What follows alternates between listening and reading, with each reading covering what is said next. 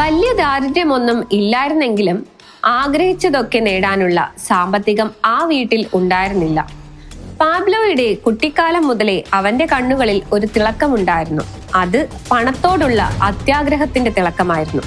സ്കൂളിൽ പഠിക്കുമ്പോൾ തന്നെ അവൻ കൂട്ടുകാരോട് പറയുമായിരുന്നു, എനിക്ക് 22 വയസ്സാകുമ്പോഴേക്കും ഞാൻ പണക്കാരനാകും, ഇല്ലെങ്കിൽ ഞാൻ ആത്മഹത്യ ചെയ്യും.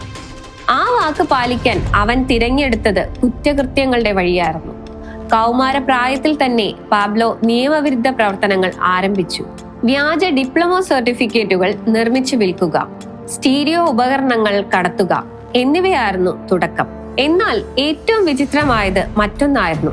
സെമിത്തേരിയിൽ നിന്ന് പഴയ ശവകുടീരങ്ങളുടെ വിലയേറിയ കല്ലുകൾ മോഷ്ടിച്ച് അതിലെ പേര് മായ്ച്ചു കളഞ്ഞ് വേറെ ആളുകൾക്ക് വിറ്റഴിക്കുക. പതിയെ അവൻ വാഹന മോഷണത്തിലേക്ക് തിരിഞ്ഞു.